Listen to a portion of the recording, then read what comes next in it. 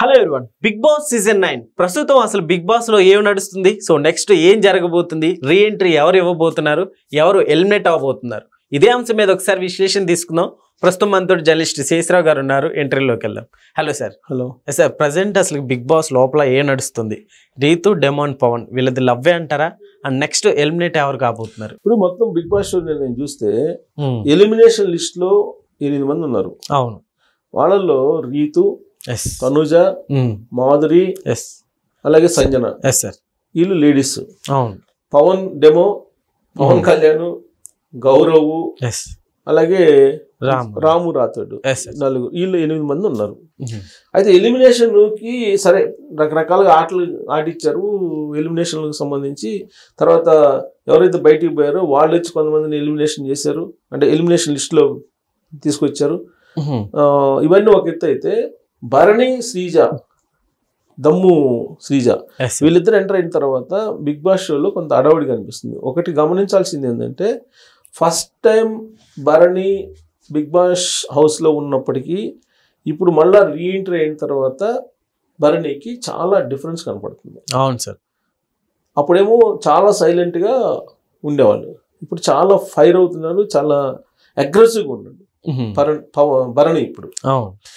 So ఇదంతా ఒక ఎత్తు అయితే నేను చూసింది ఒక ఏంటంటే, బిగ్ బాస్ హౌస్లో రీతు చౌదరి మీద మ్యాన్ హ్యాండ్లింగ్ చేసే ప్రయత్నం చేశారు డెమో పవన్.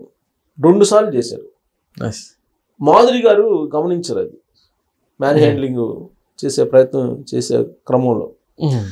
వాళ్ళిద్దరూ యాక్చువల్గా అది నిజమైనటువంటి లవ్వా లేకపోతే జస్ట్ బిగ్ బాస్ హౌస్ వరకు ఆ లవ్ అనే దాన్ని క్రియేట్ చేశారా అనేది కూడా చూసే వాళ్ళకి అర్థం కావట్లేదు. నిజమైన లవ్ ఏనా అని. యాక్చువల్గా బ్రేకప్ అయిపోయినట్టు రీతు చౌదరి అనౌన్స్ చేసింది, ఇక నీతో బ్రేకప్ అని. ఎందుకు బ్రేకప్ చెప్పింది అని అంటే, మ్యాన్ హ్యాండ్లింగ్ చేసేదానికి ట్రై చేశాడు 2 సార్లు, నెట్టాడు. ఇలా నెడితే మంచం మీద బెడ్ మీద పడిపోయింది రీతు చౌదరి. అయినప్పటికీ కూడా మళ్ళీ రీతు చౌదరిని మంచి చేసుకోవడానికి, రీతు చౌదరితో బాండింగ్ నడపడానికి, లవ్ ట్రాక్ నడపడానికి ప్రయత్నం చేశాడు. కానీ రీతు చౌదరి ఆ ఛాన్స్ ఇవ్వట్లేదు. వాళ్ళిద్దరి మధ్య ఇప్పుడు లవ్ ట్రాక్ కన్నా కూడా వాళ్ళిద్దరి మధ్య గొడవలు ఎక్కువగా కనిపిస్తున్నాయి సార్. దీంతో బయట రీతుకి కాస్త బస్ పెరిగిందనే చెప్పుకోవాలి కదా సార్. బస్ పెరిగింది. ఇప్పుడు ఎప్పుడైతే ఈ డెమో పవన్ కి దూరంగా ఉంటుందో రీతు, బస్ పెరిగింది. నెట్జన్లు కూడా కొంత పాజిటివ్ ఓట్ బ్యాంక్ కనిపిస్తుంది రీతు చౌదరికి.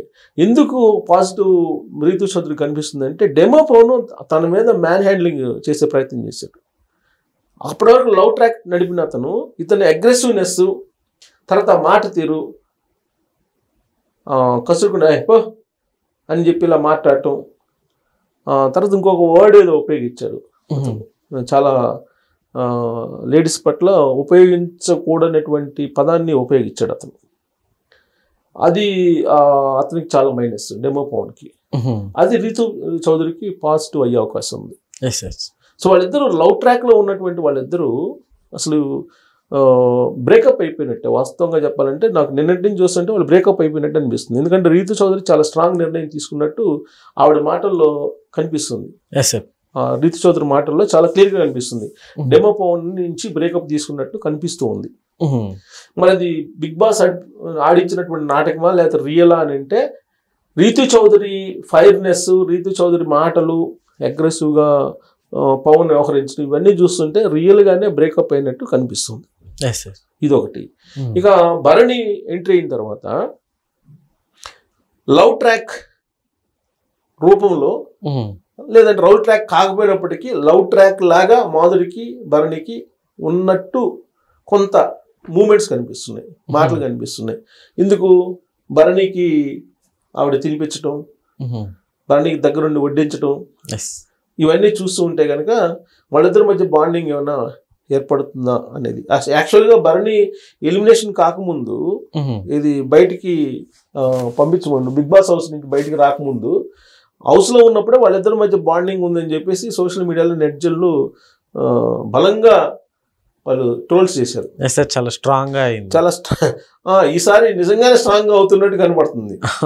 పైగా మాధురి గారి మూమెంట్స్, మాధురి గారి వాయిస్ కానీ, మాధురి గారికి అక్కడ ఆడుతున్నట్టు గేమ్స్ కానీ ఇవన్నీ చూస్తే ఫస్ట్లో ఆవిడ ఫస్ట్ 2 daysకి ఒక వేరియేషను, తర్వాత 3 days ఒక వేరియేషను, ఇప్పుడు ఇంకొక వేరియేషన్లో కనిపిస్తున్నారు ఆవిడ.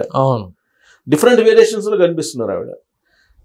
అప్పటి వరకు ఉన్నటువంటి నెగిటివ్ ఏదైతే ఉందో మాధురి గారికి కొంత తగ్గినట్టు కనబడుతుంది. ఇప్పుడు నెట్జల్ను కూడా కొంత ఓటు వేస్తున్నట్టు కనిపిస్తుంది పాజిటివ్గా.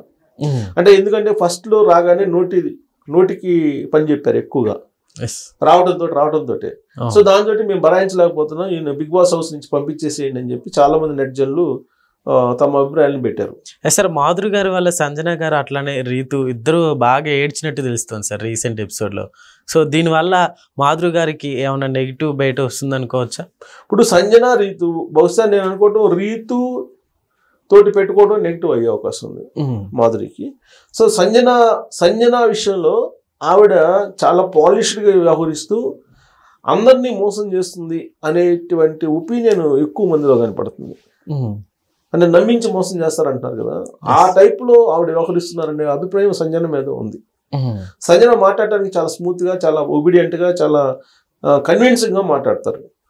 కానీ చేసేటువంటి చర్యలు చాలా హార్ష్గా కనిపిస్తున్నాయి అనేది బిగ్ బాస్ చూసినటువంటి వాళ్ళు ఎక్కువ మంది ఫీల్ అవుతున్నట్టు రిపోర్ట్స్ ఉన్నాయి. ఓకే. సో కాబట్టి సంజన ఎలిమినేట్ కావడానికి, బిగ్ బాస్ నుంచి బయటకు పోవడానికి అవకాశాలు కూడా లేకపోలేదు ఈసారి. ఎందుకంటే స్ట్రాంగ్ కంటెస్టెంట్లు ఉన్నారు ఇప్పుడు. భరణి, శ్రీజ వాళ్ళిద్దరు ఎంటర్ అయ్యారు. ఆల్రెడీ ఇమాన్యుల్ ఉన్నాడు, అలాగే పవన్ శెట్టి ఉన్నాడు.